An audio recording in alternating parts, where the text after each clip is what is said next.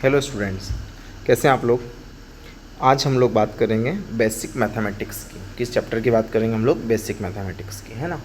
तो जैसे basic maths में अगर अपन बात करते हैं तो बहुत सारी ऐसी चीज़ें हो सकती हैं सर जो बेसिक मैथ्स का पार्ट हो सकती है ना। और वैसे तो हम लोग अभी 11th-12th पढ़ने वाले हैं, तो सर ऐसा कौन सा मैथमेटिक्स है जिनको आप बेसिक मैथ्स बोल रहे हो? ठीक है।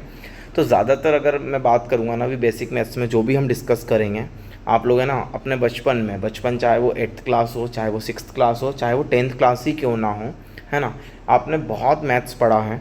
और उसमें से कुछ ऐसा मैथमेटिक्स है जो अपन बोलते हैं कि अपने को कहीं ना कहीं 11th या 12th क्लास में डायरेक्टली या इनडायरेक्टली यूज़ होता है ना।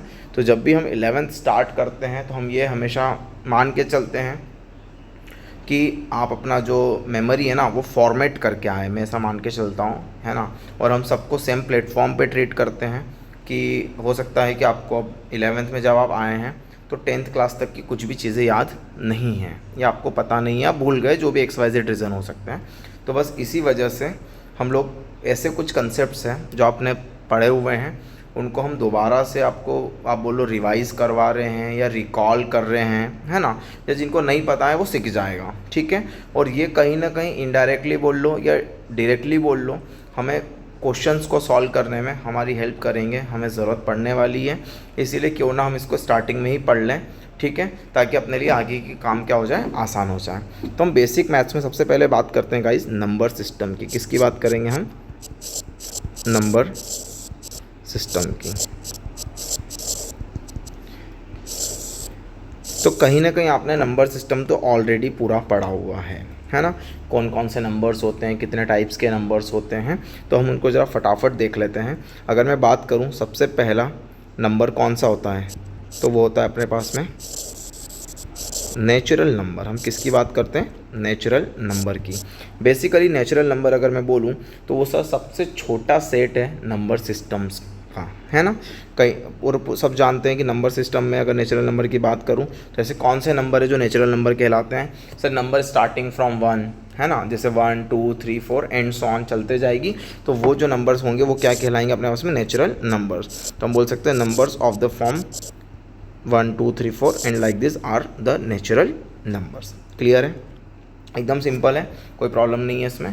और अगर अपन बात करें कि जो नेचुरल नंबर का जो सेट है, इसको अगर अपन डिनोट करते हैं तो वो हम हमेशा कैपिटल N से डिनोट करते हैं, ठीक है। हम लोग आगे पढ़ेंगे सेट्स तो आपको पता चल जाएगा। सेट क्या, बेसिकली कुछ नहीं है, ग्रुप है, ठीक है। सेट हमने एक मैथमेटिकल नाम दिया है ग्रुप को।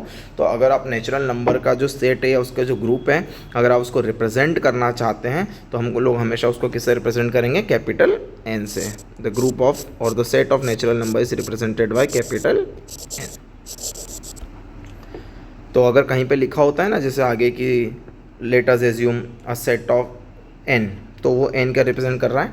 Natural number. या लेट ए नंबर बी n, तो वो नंबर क्या हो गया अपने पास में? नेचुरल नंबर हो गया। क्लियर है?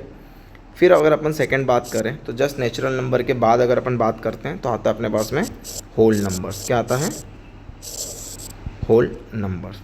अगर मैं होल नंबर की बात करूं तो सर वो सारे नेचुरल नंबर जो ज़ीरो को भी इंक्लूड करते हैं वो सभी नेचुरल नंबर्स क्या कहलाते हैं? Whole number. जैसे the natural numbers which are the numbers starting from 0 and it goes on till infinity, these are the numbers which are the part of or the set of natural number। तो sir which are the part of whole number. तो इस whole number को जब denote करने की बात आती है सेट को, तो हम किससे रिप्रेजेंट करते हैं? W से, कैपिटल W। कुछ नहीं है अभी स्टार्टिंग में तो अपने को दिख रहा है कि सर नेचुरल नंबर में जो नेचुरल का जो इनिशियल है N, वही सेट को रिप्रेजेंट करने के लिए यूज़ हो रहा है, W ही यूज़ हो रहा है। इसी तरीके से हम लोग अगर नेक्स्ट बात करें तो बात करते हैं अपन इंटीजर्स की। किसकी बात करें? तो सर इंटीजर्स किस फॉर्म के होते हैं? -1 -2 -3 -4 -100 1 2 3 400 1000 0, ये सारे जो नंबर्स हैं वो कैसे हो गए अपने पास में? इंटीजर्स हो गए। तो सर इंटीजर्स का जब हम सेट लिखते हैं तो उसमें नेगेटिव इंटीजर भी आते हैं, पॉजिटिव भी आते हैं। तो सर ये -∞ से चल के आएगा -3 -2 -1 0 1 2 and so on. So this is the set of integers. अगर मैं इंटीजर्स को रिप्रेजेंट करने की बात करता हूँ गाइज, तो इंटीजर्स जनरली z से रिप्रेजेंट होता है। मैथमेटिकल नोटेशन z है उसका सेट का, लेकिन i उसका इंटीजर वर्ड का इनिशियल होने की वजह से आपको काफ़ी जगह पर देखने को मिलेगा कि it is represented by i also. तो i तो काफ़ी बार याद रह जाता है, बट हम लोग z भूल जाते हैं, तो कोशिश कीजिएगा कि अपने को याद रहे कि z is the set which is representing what, integers. जब हम इंटीजर की बात करते हैं ना, तो मैंने अभी आपको इंटीजर बताते हुए दो बात बोली कि इंटीजर्स आर नेगेटिव पॉजिटिव। अगर मैं इंटीजर्स की बात कर रहा हूँ और मैं नेगेटिव पॉजिटिव वर्ड यूज़ कर रहा हूँ, तो सर बीच में जो ज़ीरो आ रहा है वो ज़ीरो कैसा इंटीजर है? तो हम अगर बात करें तो zero is neither negative nor positive. ठीक है, ज़ीरो ना ही नेगेटिव है और ना ही पॉजिटिव है, लेकिन एक हम टर्मिनोलॉजी यूज़ करते हैं नॉन नेगेटिव इंटीजर या नॉन पॉजिटिव इंटीजर। ये बहुत इम्पॉर्टेंट टर्मिनोलॉजी है। आपको अगर आगे आप सवाल देखेंगे ना, काफ़ी जगह पर आपको ये वर्ड मिलेगा, non negative integer, non positive integer. जैसे सर अगर आप 1 2 3 4 की बात कर रहे हो, तो वो तो सारे क्या हो गए अपने पास में, पॉजिटिव इंटीजर हो गए, है ना, पॉजिटिव इंटीजर। तो पॉजिटिव इंटीजर कौन कौन से हो गए अपने पास में, starting from 1 2 3 and so on. तो कहने का मतलब है कि positive integers are the set of natural number, या हम नेचुरल नंबर को ही दूसरे नाम से क्या बुला रहे हैं, पॉजिटिव इंटीजर बुला रहे हैं। तो सर जब आप नेगेटिव इंटीजर्स की बात करते हो,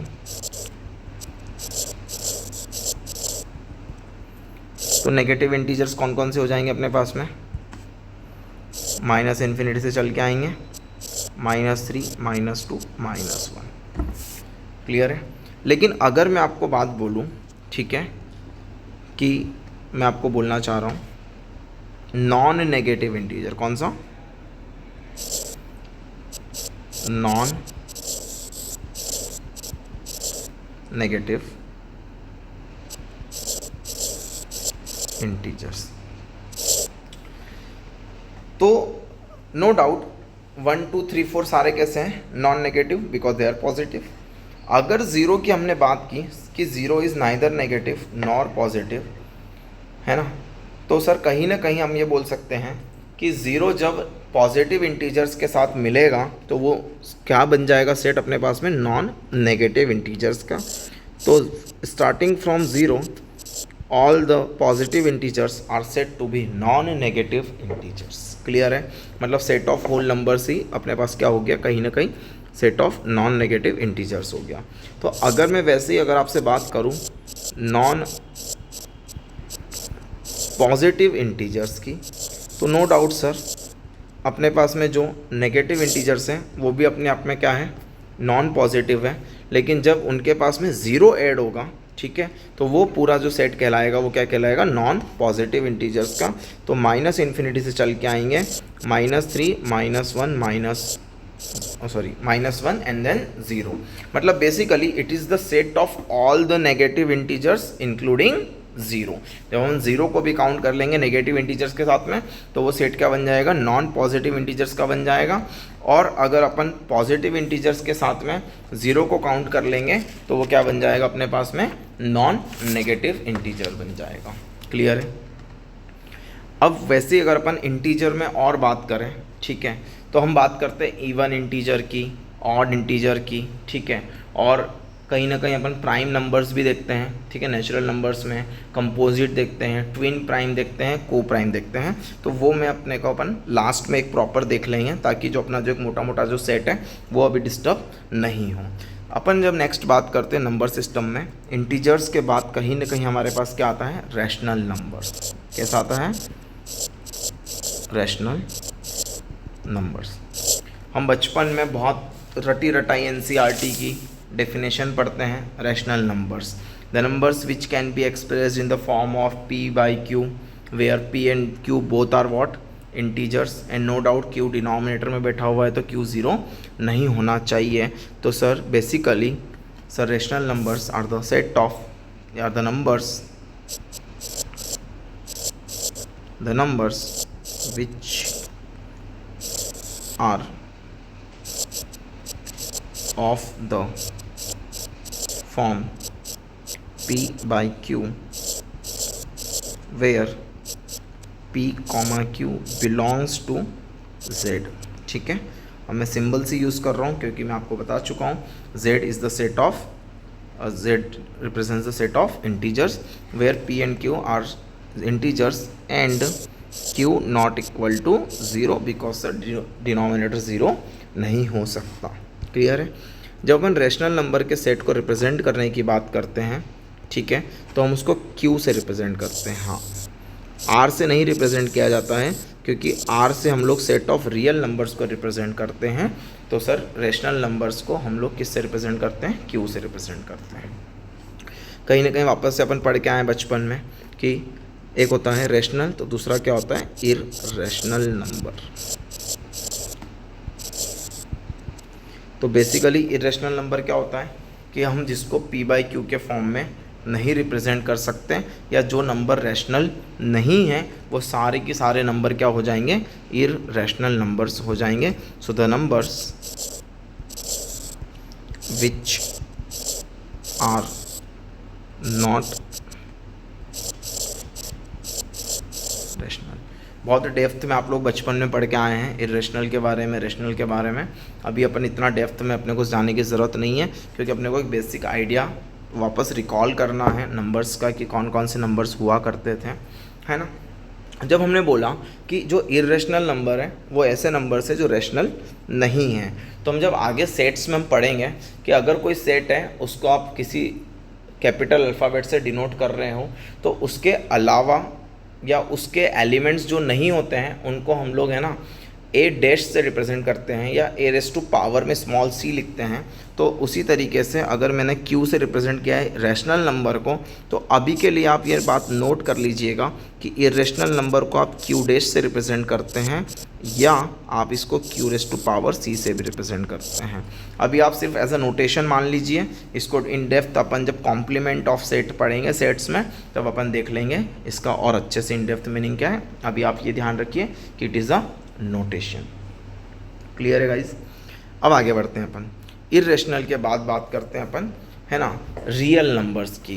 कि सर जब आप रैशनल और इररेशनल नंबर्स को दोनों को आप कंबाइन करते हैं तो एक नया जो सेट बनता है, जो नया जो ग्रुप बनता है वो क्या कहलाता है? Real numbers. या दूसरी भाषा में अगर मैं आपको बताऊं कि what is a real number, तो सिंपल सा वर्ड है, पता है क्या? रियल। रियल मतलब क्या होता है कि जो असली हो, जो एग्जिस्ट करता हो। हमारे पास जो भी एक नंबर लाइन है सर माइनस इन्फिनिटी से इन्फिनिटी में, अगर मैं उस नंबर लाइन पर किसी भी नंबर को प्लॉट कर सकूं, उसको मैं दिखा सकूं कि ये नंबर यहाँ पर एग्जिस्ट करता है, then it is a real number, otherwise it is not a real number. तो कहीं ना कहीं आप रियल नंबर्स तक पढ़ के आए हैं। मैं आपको एक और स्टेप अहेड थोड़ा सा आपको नंबर्स के बारे में बताऊंगा जो कि होगा अपने पास में इमेजिनरी नंबर या कॉम्प्लेक्स नंबर। लेकिन उससे पहले बात कर लेते हैं अपन रियल नंबर्स की। ठीक है, तो रियल नंबर्स क्या हो गए?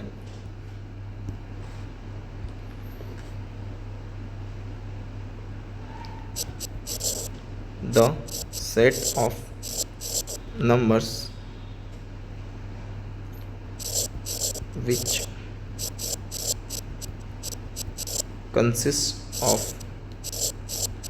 both rational and irrational numbers। या दूसरी भाषा में एक और बात बोलूं तो the numbers which can be represented on a number line। Sir ऐसे नंबर्स जिनको आप नंबर लाइन पे रिप्रेजेंट कर सकते हो तो वो सारे नंबर्स क्या हो जाएंगे अपने पास में? रियल नंबर्स हो जाएंगे। क्लियर है?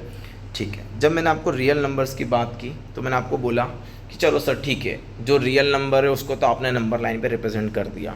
क्या कोई दुनिया में ऐसे भी नंबर एग्जिस्ट करते हैं जो आप नंबर लाइन पे रिप्रेजेंट नहीं कर सकते? हाँ, अगर जो चीज़ रियल में नहीं है वो कहाँ है? कहीं ना कहीं हमारी इमेजिनेशन में है।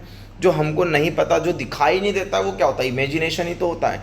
तो उसी लिए हमने एक नया और नंबर है ना डिफाइन किया, या बोल सकते हैं पुराने मैथमेटिशियंस ने उसकी कहानी लिखी और वो नंबर बना कॉम्प्लेक्स नंबर। कॉम्प्लेक्स नंबर है ना। अगर मैं कॉम्प्लेक्स पे जाने से पहले अगर मैं इमेजिनरी की बात करूं तो मैं आपको एक बात रिकॉल कराना चाहता हूं। जैसे आपने बचपन में क्वाड्रेटिक इक्वेशन पढ़ा था, तो क्वाड्रेटिक इक्वेशन जब आपने पढ़ा था तो आपने क्वाड्रेटिक के जब रूट्स निकाले थे, क्वाड्रेटिक फार्मूला से, उसमें था -b प्लस माइनस √d/2 है, ठीक है। और आपको ध्यान हो तो आपके टीचर ने बोला था कि अगर डिस्क्रिमिनेंट नेगेटिव होगा तो उसके रियल रूट्स नहीं होंगे। डिस्क्रिमिनेंट नेगेटिव का लफड़ा क्या हुआ था कि सर आपके पास था formula x = -b plus minus √d/2 है। डिस्क्रिमिनेंट नेगेटिव ने तकलीफ इसलिए दी क्योंकि हमने पढ़ा हुआ है कि सर रूट के अंदर, इवन रूट के अंदर, या अभी के लिए अपन बात करें स्क्वायर रूट के अंदर, कभी भी नेगेटिव क्वांटिटी नहीं होनी चाहिए। रूट के अंदर नेगेटिव क्वांटिटी नहीं होनी चाहिए, क्योंकि अगर रूट के अंदर नेगेटिव क्वांटिटी हुई तो वो नंबर रियल नहीं होगा। तो वो नंबर जब रियल नहीं होगा तो वो क्या कहलाएगा? इमेजिनरी नंबर कहलाएगा। अब रूट के अंदर नेगेटिव क्वांटिटी, अगर मैं एग्जांपल की बात करूं तो जैसे कुछ भी नंबर ले सकते हैं अपन। √(-2) ले लिया मैंने, √(-5) ले लिया, √(-10) ले लिया। ये सारे के सारे जो नंबर्स हैं, ये सारे स्क्वायर रूट के अंदर कैसे हैं? नेगेटिव नंबर हैं। और ये सारे नंबर्स अभी फ़िलहाल के लिए कैसे हैं? नॉन रियल हैं। अब आप ये सोचो, सर √2 तो रियल है, √5 तो रियल है, ये सारे कैसे हैं? रियल हैं। तो लफड़ा नॉन रियल आया किसकी वजह से? उस माइनस की वजह से आया, है ना। उस माइनस ने प्रॉब्लम क्रिएट की। मतलब सर ये जो -2 लिखा हुआ है, क्या मैं इसको √(-1) × 2 लिख दूँ? क्या मैं इसको √(-1) × √2 लिख दूँ? जब ये कहानी आई तो हमने बोला कि यार ये जो -1 है यही तो आएगा हर जगह पर रूट के अंदर। तो इस √(-1) को हमने बोला इमेजिनरी। क्या बोला? इमेजिनरी।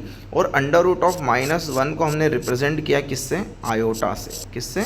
सिंबल है आई, जिसको हम क्या रीड करते हैं? आयोटा, है ना। मेरे को हमेशा, मैंने इसके लिए ना छोटी सी कहानी डेवलप की है।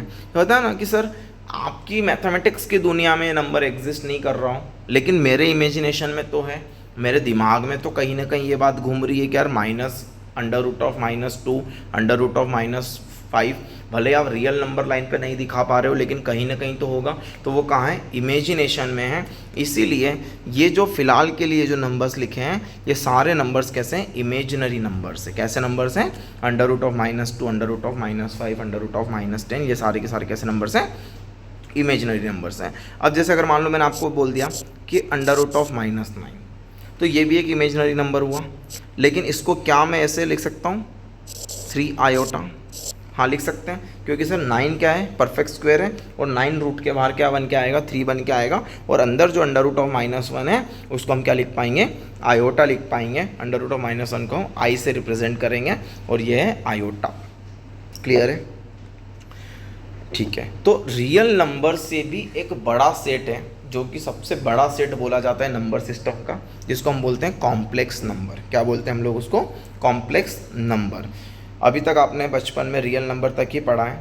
हम 11th क्लास में पूरा एक चैप्टर पढ़ेंगे कॉम्प्लेक्स नंबर, जो कहीं ना कहीं आपके NCERT में भी है, ठीक है। लेकिन अभी मैं आपको कॉम्प्लेक्स नंबर ज़्यादा डेप्थ में नहीं, सिर्फ नंबर सिस्टम के पॉइंट ऑफ व्यू से समझा सकता हूँ, ठीक है। या उतना अपन कहानी देख लेते हैं, विच इज़ कॉम्प्लेक्स नंबर्स, ठीक है। पहले मैं इसकी डेफिनेशन लिखता हूँ, फिर मैं आपको इसको समझाता हूँ कि कॉम्प्लेक्स नंबर बेसिकली है क्या। सो complex number is basically the number of the form z = x + iota. Sir ये z तो आपने इंटीजर लिया था, क्या वही इंटीजर है? नहीं, वो जो z था वो पूरे सेट को रिप्रेजेंट करता है इंटीजर के। बट जब अपन z की बात करते हैं तो z is just a notation, ठीक है, एक कॉम्प्लेक्स नंबर को लिखने का फॉर्म है। अगर अपन यहाँ पे देखें तो जैसे रियल नंबर का जो सेट है वो कैपिटल R से रिप्रेजेंट होता है गाइस, ठीक है, किससे होता है, कैपिटल R से होता है। तो वैसे ही जब आप कॉम्प्लेक्स नंबर के सेट को रिप्रेजेंट करते हैं ना, तो वो पता है क्या, वो कैपिटल C से रिप्रेजेंट होता है। इसलिए मैं आपको पहले इसलिए बता रहा हूँ ताकि आपको अगर कुछ कन्फ्यूज़न हो तो वह भी क्लियर हो जाए। Set is represented by, set of complex number is represented by capital C, while a complex number is written in the form of z is equals to x plus iota y। No doubt हम देख चुके हैं कि sir ये जो i है वो है क्या, where i is what, under root of -1, और x और जो y है ये दोनों की दोनों क्या है अपने पास में, रियल नंबर्स है। मतलब अगर मैंने आपको एक एग्जांपल देता हूँ सबसे पहले मैं, for example z is equals to 2 plus 3 iota, it is a complex number। z is equals to 2 plus 3 iota क्या है, एक कॉम्प्लेक्स नंबर है। आपको दिख रहा होगा कि ये जो 2 है वो कहीं ना कहीं x का काम कर रहा है और 3 जो है वो y का काम कर रहा है, और 2 और 3 दोनों की दोनों क्या अपने पास में रियल नंबर है। क्लियर है। जब अपन इसकी बात करते हैं x प्लस आयोटा y की, तो हम इसमें यहाँ पे एक इम्पॉर्टेंट बात ये ऑब्जर्व करते हैं कि x जो होता है अपने पास में, इसको हम बुलाते हैं रियल पार्ट। क्या बुलाते हैं, रियल पार्ट। और ये जो y है उसको हम बुलाते हैं इमेजिनरी पार्ट। इस y को हम लोग क्या बुलाते हैं, इमेजिनरी पार्ट। आयोटा के साथ मल्टीप्लाई होने की वजह से हम इसको क्या बुला रहे हैं, इमेजिनरी पार्ट। अब आप एक बात सिर्फ ये सुनो कि अगर सर आपने बोला है कि x और y दो रियल नंबर हैं, तो सर ज़ीरो भी तो रियल नंबर होता है, तो क्या मैं x और y को ज़ीरो ले सकता हूँ? हाँ बिल्कुल ले सकते हैं। ठीक है, अगर मैंने मान लो x को ज़ीरो लिया और y को मैंने लिया नॉन ज़ीरो, क्या लिया, x को ज़ीरो लिया और y को मैंने नॉन ज़ीरो लिया, मतलब कुछ इस तरीके की कहानी हो गई। तो ये जो 3 आयोटा है ये अभी भी है तो कॉम्प्लेक्स नंबर ही, लेकिन इसका रियल पार्ट ज़ीरो होने की वजह से ये कॉम्प्लेक्स नंबर हुआ प्योरली इमेजिनरी। क्या हुआ, प्योरली इमेजिनरी। तो सर वैसे y भी ज़ीरो हो सकता है, हाँ बिल्कुल हो सकता है। तो बचेगा क्या, सिर्फ 2। तो अगर सिर्फ ये 2 बचा तो ये फ़िलहाल के लिए तो है अभी भी क्या, कॉम्प्लेक्स नंबर है, लेकिन ये कैसा है, प्योरली रियल है। जैसे ही मैंने बात बोली ना कि 2 जो है वो कॉम्प्लेक्स नंबर है, तो तुरंत हमारे दिमाग में एक बात आती है कि सर 2 तो रियल नंबर भी है, तो क्या हर कॉम्प्लेक्स नंबर रियल नंबर है या हर रियल नंबर कॉम्प्लेक्स नंबर है? तो अगर आप ये बात देखेंगे तो क्या आपने अभी तक रियल नंबर तो पढ़ा है, क्या किसी भी रियल नंबर में आपने आयोटा देखा है क्या? नहीं देखा होगा कहीं ना कहीं, है ना, कभी भी नहीं देखा होगा। तो क्या मैं ये बोल दूं कि सर जब भी आपके पास में आयोटा आएगा तो वो तो कभी रियल का पार्ट है ही नहीं, लेकिन अगर आयोटा के साथ जो मल्टीप्लाइड है रियल नंबर अगर वो ज़ीरो बन गया तो क्या मैं ये बोल सकता हूँ कि वो जो कॉम्प्लेक्स नंबर है वो रियल नंबर बन जाएगा? तो कहने का मतलब ये है कि every real number is a complex number whose imaginary part is zero. ये बहुत इंपॉर्टेंट पॉइंट मेरे को समझ आता है यहाँ पे, ठीक है, जिसको अपन यहाँ पे लिखते हैं, क्या लिखते हैं कि every real number is a complex number whose imaginary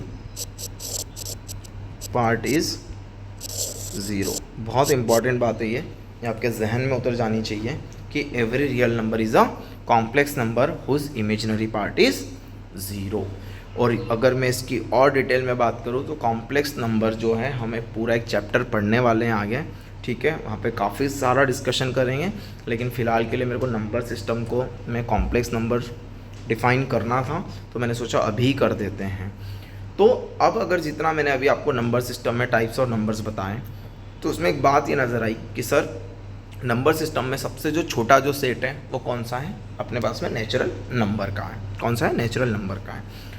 हर एक नेचुरल नंबर होल नंबर है, हर एक होल नंबर इंटीजर है, हर एक इंटीजर रैशनल नंबर है, हर एक रैशनल नंबर रियल नंबर है और हर एक रियल नंबर कॉम्प्लेक्स नंबर है। तो अभी तक अगर आपने बचपन में देखा होगा कि सर सबसे बड़ा जो सेट है वो कहीं ना कहीं अगर आपको लगता था रियल नंबर है, तो उससे बड़ा एक और सेट मैंने आपके लिए डिफाइन कर दिया। वो कौन सा कर दिया? Complex number. So complex number is the biggest या largest set of number system. Clear है? तो अगर मैं इसको सेट के फॉर्म में लिखूं, ठीक है, तो नेचुरल नंबर मैंने आपको बताया is the smallest set. Every natural number is a whole number. तो कहीं ना कहीं मैं बोल सकता हूँ natural number is subset of, ये सबसेट का सिंबल है, whole number. Every whole number is an integer. ये सारे सिंबल्स में लिख रहा हूँ अब। Every integer is a rational number. Elongated C होता है सबसेट का सिंबल, ज़्यादा अपन डिटेल में पढ़ लेंगे सेट्स में, लेकिन फ़िलहाल के लिए मैं सोच रहा हूँ कि स्टेटमेंट अभी अपन ये बता ही दें। Is a rational number. अब रैशनल का ही एक भाई है, कौन है? इर्रेशनल। ठीक है, वो इर्रेशनल किसी का अभी सबसेट नहीं है, हाँ है वो सबसेट किसका? रियल नंबर्स का है। ठीक है, तो रैशनल और इर्रेशनल दोनों मिल करके क्या बनाएंगे अपने पास में? ये इसको पावर सी लिख देता हूँ मैं। ठीक है, इसको अलग से लिखा है मैंने क्योंकि integer is not a subset of irrational, whole number is neither subset of irrational, इसलिए मैंने इसको इस सीक्वेंस में नहीं लिख करके उसको मैंने अलग से मेंशन कर दिया है। तो अब ये दोनों मिल करके, रैशनल और इरेशनल मिल करके क्या बनाएंगे अपने पास में? रियल नंबर बनाएंगे। तो सर आपके पास में rational is subset of real number. And at last अगर मैं बात करूँ तो अपन देखते हैं कि real number is subset of complex number. So sir the largest set is complex number, जिसको अपन किससे रिप्रेजेंट कर रहे हैं? कैपिटल सी से। ठीक है, तो this is the representation of number system in the form of subsets. Clear है गाइस? तो ये अपने पास में नंबर सिस्टम की कुछ बातें हो गई, लेकिन मैंने आपको बोला था कि अभी और कुछ नंबर्स हैं जो हम रास्ते में छोड़ करके आए हैं। कौन कौन से हैं वो अपने पास में अपन नोट डाल करके लिखेंगे उनको। ठीक है, अपन ने पॉजिटिव, नेगेटिव, नॉन नेगेटिव ये तो सारे देख ही चुके हैं अपन। अब अपन बात करते हैं कुछ और की, जिनमें सबसे पहले अपन बात कर लेते हैं इवन इंटीजर्स की। किसकी? इवन इंटीजर्स की।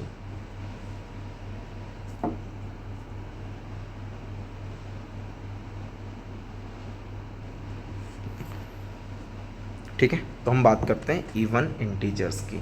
तो इवन इंटीजर भी हम लोग बचपन में वैसे तो देख के आए हैं कि सर ऐसे इंटीजर्स जो 2 के मल्टीपल हों, ठीक है, या ऐसे नंबर्स जो 2 से कम्प्लीटली डिवाइड हों। तो अगर मैं इवन इंटीजर्स की बात करता हूँ तो सारे अपन नेगेटिव पॉजिटिव सब कंसिडर करेंगे। तो -6 हो गया, -4 हो गया, -2 हो गया, 0 हो गया, 2 हो गया, 4 हो गया, 6 हो गया, एंड सो ऑन। तो ये सारे के सारे क्या कहलाएंगे अपने पास में? Even integers. अब तो वैसे अपन देख लेते हैं ऑड इंटीजर्स की।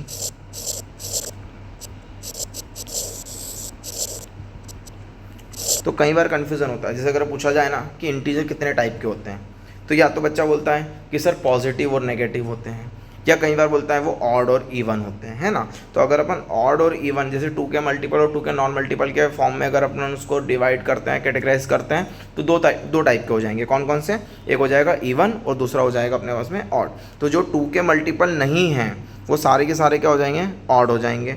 जैसे अगर मैंने लिखा -5, -3, -1, 0, 0 इवन आ गया, हाँ, 1, 3, 5 एंड सो ऑन। तो ये सारे के सारे अपने पास में किस टाइप के इंटीजर हो जाएंगे? ऑड इंटीजर्स हो जाएंगे। क्लियर है? ठीक है, फिर अपन आगे बात करते हैं प्राइम नंबर्स की। किसकी बात करते हैं अपन? प्राइम नंबर्स की। ठीक है, तो ऑड इंटीजर्स के आगे हम लोग बात करते हैं किसकी? प्राइम नंबर्स की। कहीं ना कहीं आप प्राइम भी जानते ही होंगे, ठीक है, लेकिन फिर भी अगर आप भूल गए हैं तो कोई प्रॉब्लम नहीं, हम लोग यहाँ पे डिस्कस कर लेते हैं prime numbers.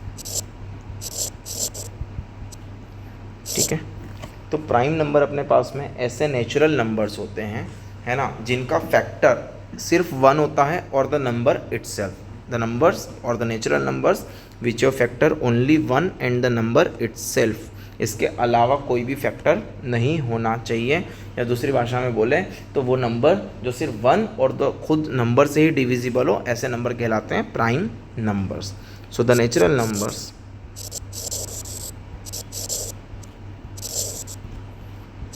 which are divisible by 1 and the number itself, or in other words we can say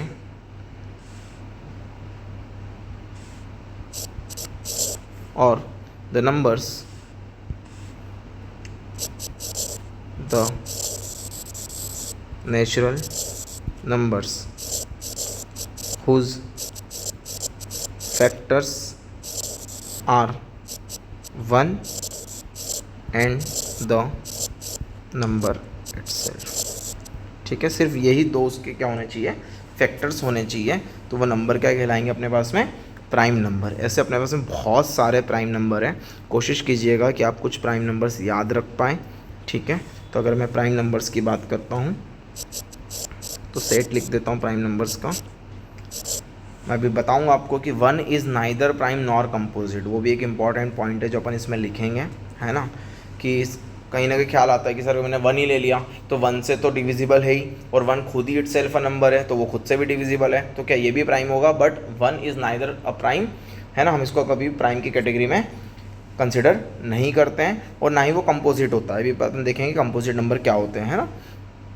तो 2, 3, 5, 7, 11, 13, 17, 19 एंड सो ऑन, ये लिस्ट चलती जाएगी. So this all are the prime numbers. अगर अपन इसमें एक बात गौर करें तो 2 ही एक ऐसा नंबर है, इवन नंबर है, जो कि प्राइम है. बाकी जितने भी प्राइम नंबर आएंगे वो सारे के सारे क्या होंगे, ऑड नंबर होंगे. क्योंकि अगर अपन कोई इवन नंबर लेते हैं तो देखो, कोई भी नंबर हो, कोई भी नेचुरल नंबर हो, कोई भी इंटीजर हो, वो नंबर हमेशा 1 और खुद से तो डिविजिबल होगा ही. अगर वो किसी और दूसरे नंबर से डिविजिबल हो गया तो वो कभी भी प्राइम नहीं कहलाएगा. और अभी अपन ने इवन की डेफिनेशन देखी कि ऐसे नंबर जो 2 से डिविजिबल है तो वो सारे के सारे नंबर क्या हो जाएंगे अपने पास में, इवन हो जाएंगे. तो जितने भी इवन नंबर आएंगे वो सारे 2 से भी डिवाइड होंगे ही, तो वो कभी भी अपने पास में प्राइम की कैटेगरी में नहीं आएंगे. तो 2 is the only prime number. 2 क्या अपने पास में सिर्फ एकलौता प्राइम नंबर है. अपन उस बात को यहाँ पे लिख लेते हैं कि 2 is the only even prime number. कौन सा, even prime number. 2 is the only even prime number. अब मैंने बात की थी कंपोजिट नंबर की. कौन से, कंपोजिट की. तो ऐसे नंबर जिनके 2 से ज़्यादा फैक्टर्स हो. 1 और नंबर इटसेल्फ तो हमेशा ही होना है. अगर 2 से ज़्यादा फैक्टर हुए, जैसे मैंने 9 ले लिया तो 9 के फैक्टर हो जाएंगे 1, 3 एंड 9. तो 2 से ज़्यादा फैक्टर हो गए तो वो क्या हो गया, कंपोजिट नंबर हो गया. मैंने 4 ले लिया तो उसके फैक्टर्स क्या हो जाएंगे, 1, 2 एंड 4. तो वो क्या हो जाएगा, कंपोजिट नंबर हो जाएगा. तो कम से कम 3 अलग अलग फैक्टर्स हो, या एटलीस्ट या मोर देन 2 फैक्टर्स हो, तो वो नंबर्स क्या कहलाएंगे, कंपोजिट नंबर्स कहलाएंगे. So the numbers, the natural numbers which have more than 2, 2 से ज़्यादा, more than 2 distinct factors. Factors का मतलब हम सब जानते हैं कि जो किसी भी नंबर को कम्प्लीटली डिवाइड करें, रिमाइंडर 0 आए, तो वो क्या कहलाता है अपने पास में, फैक्टर कहलाता है. क्लियर है. तो जो हम 1 की बात कर रहे थे, 1 एक ऐसा नंबर है which is 1 is neither 1 is neither composite nor जब हमने बेसिक मैथ शुरू किया था अभी, तो मैंने आपको बता ही दिया था, है ना, कि ये वो इम्पॉर्टेंट चीज़ें हैं जो कहीं ना कहीं अपने को काम आने वाली हैं। हम इसको बस ऐसे इग्नोर ना करें कि यार ये तो हमको आता है, ये तो हमने पढ़ रखा है, ये क्या फालतू की चीज़ें हैं, है ना, ये क्या काम आएगी, तो फिर 11th-12th में आने का मतलब क्या निकला अगर अभी भी यही पढ़ना है।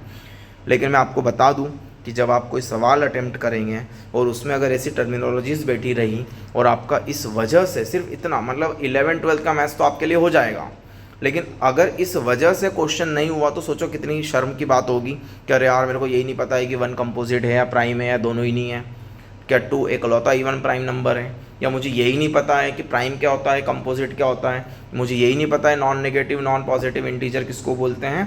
तो वो प्रॉब्लम्स ना आए इसीलिए हम अभी ये सब चीज़ें रिकॉल कर रहे हैं, ठीक है। तो आप इसको एज ए लाइटली भी नहीं लीजिएगा, आप इसको प्रॉपरली याद रख लेना है। अगर याद है तो बहुत अच्छी बात है, अदरवाइज़ इसको अपने को याद रखना है। फिर अगर अपन आगे बात करते हैं कंपोजिट प्राइम के बाद में बात करते हैं हम रिलेटिवली प्राइम की। किसकी बात करते हैं? रिलेटिवली प्राइम, या आप इसको प्यार से को प्राइम भी बुला सकते हैं। क्या बुला सकते हैं? को प्राइम, रिलेटिवली प्राइम या को प्राइम। नाम से ही पता चलता है कि सर ऐसे नंबर्स, नॉट प्राइम नंबर्स, ज़रूरी नहीं है कि वो प्राइम हो, ठीक है, ऐसे नेचुरल नंबर्स जो एक दूसरे के रेस्पेक्ट में प्राइम हो। क्या हो? जो एक दूसरे के रेस्पेक्ट में प्राइम हो। जैसे मैं एग्जांपल दूं आपको, 4,9। अगर अब रिलेटिव की बात करते हैं तो एटलीस्ट 2 नंबर तो अपने को लेने पड़ेंगे। अगर मैंने 4 देखा तो इसके फैक्टर्स कौन कौन से बनेंगे? 1, 2 और 4। अगर मैंने 9 लिया तो इसके फैक्टर्स बनेंगे 1, 3 और 9। तो अगर ये 2 नंबर्स रिलेटिवली प्राइम या को प्राइम तब कहलाएंगे जब इनके बीच में हाईएस्ट कॉमन फैक्टर 1 हो। उनका जो HCF है वो कितना आए? 1 आए, तो वो नंबर्स क्या कहलाते हैं अपने पास में? रिलेटिवली प्राइम या को prime.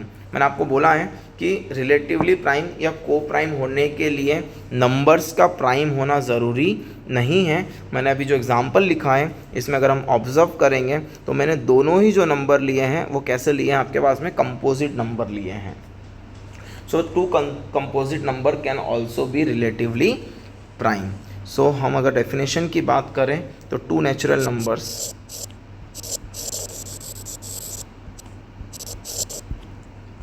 whose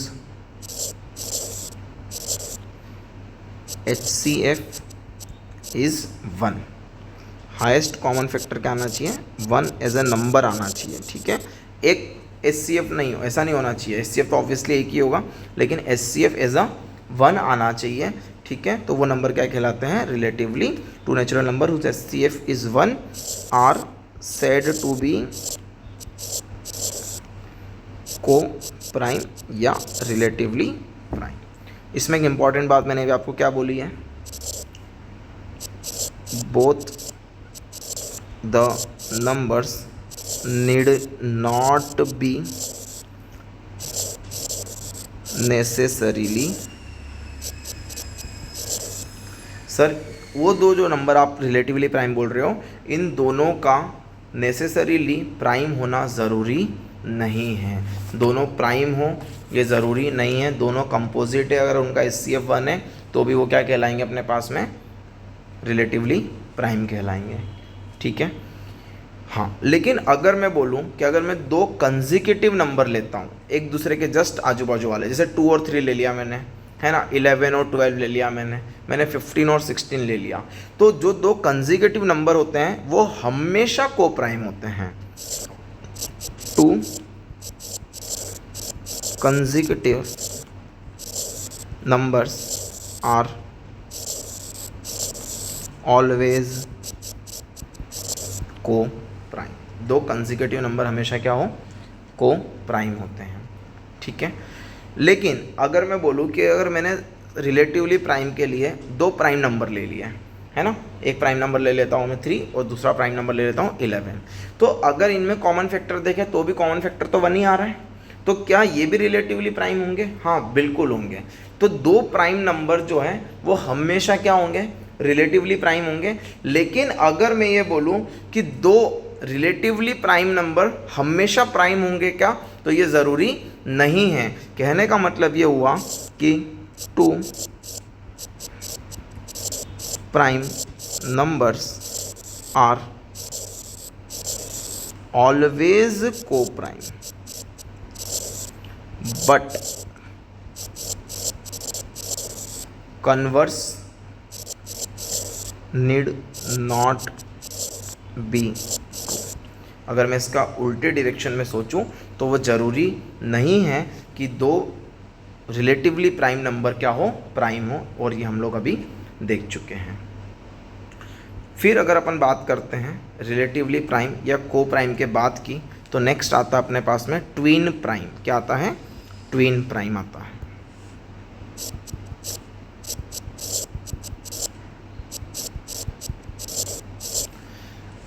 twin prime numbers.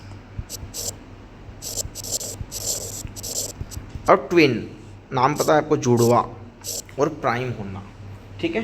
तो सर किस सेंस में आप इनको ट्विन प्राइम बुला रहे हो, या क्या डेफिनेशन होगी, या ऐसे कौन से प्राइम नंबर है जिनको आप ट्विन प्राइम बुलाओगे, है ना। कई बार हम इसको मिसअंडरस्टैंड करते हैं कि दो कंसेक्यूटिव प्राइम नंबर को अपन ट्विन प्राइम बुलाते हैं। नहीं, जैसे 2 और 3, so they are not twin prime, ठीक है। But 3 and 5 are twin prime. तो सर 3 और 5 भी तो कंसेक्यूटिव है, तो आप इनको क्यों ट्विन प्राइम बुला रहे हो? तो ट्विन प्राइम की बेसिक डेफिनेशन जो है वो ये है कि दो प्राइम नंबर जिनका डिफरेंस 2 होना चाहिए। जिनका डिफरेंस क्या होना चाहिए? 2 होना चाहिए। जैसे अगर मैं बोलूँ कि 5 - 3 कितना होता है, तो 2 होता है। But 3 - 2 is 1, so they are not twin prime. अगर मैं 11 और 13 लूँ तो 13 - 11 इज अगेन 2, तो it is what, 13 and 11 are twin prime. तो बेसिकली अगर मैं ट्विन प्राइम की बात करता हूँ तो उन दोनों का प्राइम होना ज़रूरी है, सबसे पहली चीज़। और दूसरे में उनका जो डिफरेंस है वो क्या आना चाहिए अपने पास में? 2 आना चाहिए। Then the prime numbers are said to be twin prime. So if the difference between 2 prime numbers is 2, then they are said to be twin primes। उनको क्या बुलाते हैं अपन? Twin prime. जैसे अगर मैं एग्जांपल की बात करता हूँ यहाँ पे, जो मैंने आपको अभी लिखे ही थे कि 3 और 5 ले लेता हूँ मैं, so they are what, twin prime. अगर मैंने 11 और 13 ले लिया, they are also twin prime. मैंने अगर 41 और 43 ले लिया तो they are also twin prime. तो ऐसे अपन बहुत सारे एग्जांपल दे सकते हैं। बट यहाँ पे इंपॉर्टेंट बात, कई बार फ्लो में जल्दबाजी में हम लोग गलत बोल देते हैं या गलत लिख देते हैं। कौन सी? 2 और 3 ट्विन प्राइम नहीं है, because their difference is not 2। 2, 3 are not twin primes. So basically ये था, कहीं ना कहीं अपन ने देखा कि सर जो नंबर सिस्टम है वो कितने अलग अलग तरीके से हमने लिखा है, कितनी कैटेगरीज में बोल लो, टाइप में बोल लो, ठीक है। तो ये पूरी अपन ने कहानी देखी किसकी? नंबर सिस्टम की। इस नंबर सिस्टम में हम एक और बात करते हैं, अगर आपने शायद नाम सुना हो कहीं पर बचपन में, जिसको हम बुलाते हैं सर्ट्स। क्या बुलाते हैं? सर्ट्स, ठीक है। ये सब टर्मिनोलॉजीज़ हैं जो शायद आपने पढ़ी हो, नहीं पढ़ी हो, भूल गए हो, लेकिन कहीं ना कहीं अपने को आगे यूज़ में आती है ना। और एज ए टीचर हमको पता है, इसीलिए हम पढ़ा रहे हैं, ठीक है, कि हाँ यूज़ होगी और बच्चे को दिक्कत आएगी तो बेटर है कि हम उसको स्टार्टिंग में ही सबको क्लियर कर देते हैं। तो सर्ट बेसिकली है क्या? जैसे अगर मैंने आपको पहले एग्जाम्पल से समझाता हूँ तो शायद ईजिली समझ में आ जाएगा। अगर मैंने एक नंबर लिया √2, तो ये सर्ट है। अगर मैंने एक नंबर लिया √10, तो ये भी एक सर्ट है। अगर मैंने लिया 100 की पावर 1/3, तो ये भी एक सर्ट है। अगर मैंने ले लिया 50 की पावर 1/4, तो ये भी एक सर्ट है। तो चलो सर, कुछ समझ में आ रहा है कि कौन कौन से सर्ट है। अब वो देखते हैं कौन से नहीं हैं, तो अपन डिफरेंस क्रिएट कर पाएंगे यहाँ पे, इजीली अपन बाइफरकेट कर पाएंगे और समझ पाएंगे। मैंने ले लिया √4। √4 की वैल्यूज़ क्या मैं 2 लिख सकता हूँ? हाँ सर लिख सकते हो। तो this is not a surd. मैंने ले लिया 27, मैंने उसके लगा दिया 1/3, तो 27 की पावर 1/3 बनेगा 3। तो क्या ये सर्ड है? नहीं है। अगर मैंने लिखा, मान लेते हैं 1000 की पावर 1/3, तो क्या ये एक सर्ड है? नहीं है। मैंने ले लिया 512 की पावर 1/9, ये बनेगा 2, क्या ये एक सर्ड है? नहीं है। तो सर अगर आपने, है ना, कोई नंबर लिया है, उसका कोई भी nth रूट लिया, जैसे 1/2 लिया, 1/3 आया, 1/4, 1/5, कुछ भी ले सकते हैं अपन, है ना। अगर वो परफेक्ट nth पावर नहीं है किसी नंबर का, 4 का अपन ने nth रूट लिया, क्या वो किसी नंबर का परफेक्ट nth पावर है क्या? हाँ सर, 2 का स्क्वायर 4 होता है, then it is not a surd. हमने 27 का nth रूट लिया है पहले, विच इज़ थर्ड रूट 1/3, तो क्या 27 किसी नंबर का थर्ड पावर हो सकता है क्या? हाँ सर होता है। 3 की पावर 3 27 है, therefore it is not a surd. मतलब सर आपके कोई भी नंबर हो, उसमें अगर कोई भी nth रूट लगाया है उस पर, अगर वो नंबर उस रूट को बाहर फेंक करके एक इंटीजर या आप बोल लो एक नेचुरल नंबर नहीं देता है, then it is a surd. Clear है? तो ये सारे के सारे क्या है? सर्ड्स हैं। और जो साइन होता है इसको अपन रेडिकल साइन बोलते हैं। रूट का जो साइन होता है ना, रेडिकल साइन होता है। जब जब हमारे पास में कोई भी नंबर ऐसा लिखा होता है, ठीक है, जिसमें अपन रेडिकल साइन रिमूव कर सकते हैं, तो हम हमेशा कोशिश करते हैं कि रेडिकल साइन क्या की जाए? रिमूव की जाए। तो अगर अपन सर्ड की डेफिनेशन बोले, तो अगर मैं कोई नंबर लेता हूँ, if a is not a perfect nth power, then a⁻1/n, आप इसको रूट के फॉर्म में ऐसे लिखते हैं, nth रूट बोलते हैं अपन उसको, ये रूट के अंदर n लिखा जाता है, is called a surd of nth power. So basically अगर मैं ये वाला सेक्शन देखता हूँ, तो इसमें मैंने जो भी नंबर लिखे हैं, 2 लिखा और 2 पे रूट लगाया मैंने, तो ये 1/2 बन गई पावर। तो क्या मैं इस 2 को किसी नंबर का स्क्वायर लिख सकता हूँ क्या? नेचुरल नंबर का नहीं लिख सकता, तो वो सर्ड है। क्या मैं 10 को किसी दूसरे नेचुरल नंबर का स्क्वायर लिख सकता हूँ क्या? नहीं लिख सकता, तो ये सर्ड है। क्या मैं 100 को किसी नेचुरल नंबर का क्यूब लिख सकता हूँ क्या? नहीं लिख सकता, तो एक सर्ड है। क्या मैं 50 को किसी इंटीजर या नेचुरल नंबर की पावर 1/4 की पावर 4 लिख सकता हूँ क्या? नहीं लिख सकता, तो ये एक सर्ड है। और अगर सिंपल सी भाषा में बोलूँ, तो अगर कोई नंबर रूट के अंदर है, nth रूट के अंदर है, और उस रूट को कंप्लीटली बाहर फेंक के एज ए इंटीजर या नेचुरल नंबर बन के नहीं आता है, then it is said to be a surd. वो क्या कहलाएगा? सर्ड कहलाएगा। क्लियर है? फिर अपन एक और छोटी सी डिस्कशन करते हैं, है ना, algebra of number. Algebra of number में बहुत ज़्यादा नहीं जाऊँगा, जहाँ पे प्रॉब्लम आती है मैं उसी पे जाऊँगा। और प्रॉब्लम ये आती है, सबसे पहली बात करेंगे सर अलजेब्रा ऑफ नंबर कहना क्या चाह रहे हो आप? कोई नहीं, जो अपने पास में अपन बेसिक जो मैथमेटिकल अलजेब्रिक ऑपरेशंस पढ़ के आए थे, एडिशन, सब्ट्रैक्शन, मल्टीप्लिकेशन, डिवीज़न, ठीक है, उसी को अपन अलजेब्रा बोलते हैं। और अलजेब्रा अपन आगे भी बहुत जगह पर डिस्कस करने वाले हैं। तो जब नंबर्स की बात कर रहे हैं, तो हम किस टाइप के नंबर्स की बात कर रहे हैं? बहुत कुछ आपने देखा होगा, लेकिन मेरे को ऐसा लगता है कि जहाँ पर आगे आपको कहीं ना कहीं प्रॉब्लम आ सकती है, हम सिर्फ उसी को डिस्कस करेंगे। No doubt sir, 2 real number को ऐड करोगे तो रियल मिलेगा, सब्ट्रैक्ट करोगे तो भी रियल मिलेगा, मल्टीप्लाई पे भी रियल मिलेगा और डिवाइड पे भी रियल मिलेगा। वैसे अगर इंटीजर्स का एडिशन, सब्ट्रैक्शन, मल्टीप्लिकेशन आपको इंटीजर ही देता है, लेकिन डिवीज़न आपको रैशनल नंबर भी दे सकता है या इंटीजर भी दे सकता है। वैसे नेचुरल नंबर की बात कर ले अपन, रैशनल नंबर की बात कर लें, सबसे अधिक प्रॉब्लम क्रिएट करता है जब एक इररेशनल नंबर आता है। 2 रैशनल का sum, difference, product, multiplication is always a rational number. तो हम छोटी सी बात यहाँ पे कर लेते हैं अलजेब्रा की, लिखते भी जाता हूँ मैं, आपके लिए इजी हो जाएगा। Algebra of numbers, 2 rational number को आप ऐड करो, सब्ट्रैक्ट करो, मल्टीप्लाई करो, है ना, या डिवाइड करो, वो हमेशा क्या मिलेगा आपको, रैशनल नंबर ही मिलेगा। और अभी अपन ने देखा कि रैशनल नंबर को अपन क्यों से रिप्रेजेंट करते हैं। सर रैशनल नंबर को ऐड कर रहे हो आप, या आप सब्ट्रैक्ट कर रहे हो, या आप मल्टीप्लाई कर रहे हो, या आप डिवाइड कर रहे हो, तो आपको ये दो रैशनल नंबर हैं, उनमें ऑपरेशन इन चारों में से कोई भी लगाया तो रिज़ल्ट भी आपको एक रैशनल ही मिलेगा। क्लियर है? This is the point number 1।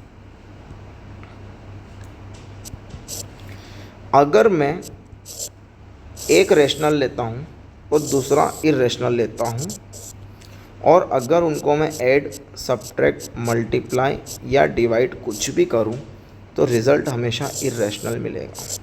क्या मिलेगा? इर्रेशनल। लेकिन यदि मैं दो रेशनल नंबर ले लेता हूँ, क्या ले लेता हूँ मैं? दो रैशनल, इर्रेशनल सॉरी, एक इर्रेशनल और दूसरा भी ले लिया मैंने इर्रेशनल, तो दो इर्रेशनल को जब ऐड, सब्ट्रैक्ट, मल्टीप्लाई या डिवाइड करते हैं तो you can obtain a rational number also और it can be irrational also. So the result can be either rational और इर्रेशनल। रिजल्ट जो है वो आपके पास में रैशनल या इर्रेशनल दोनों हो सकता है। एक छोटे से एग्जांपल से अपन इस बात को समझ लेते हैं। जैसे मैंने एक नंबर लिया 2 + √3, एक इर्रेशनल नंबर है। मैंने एक दूसरा इर्रेशनल नंबर ले लिया 3 - √3, और अगर मैं इन दोनों को ऐड करता हूँ तो मुझे रिजल्ट 5 मिलता है, and 5 is a rational number. So basically दो इर्रेशनल नंबर का जो सम है it can be a rational. Irrational तो बहुत जगह हो सकता है ना। वैसे अगर मैं दूसरा एग्जांपल लूँ,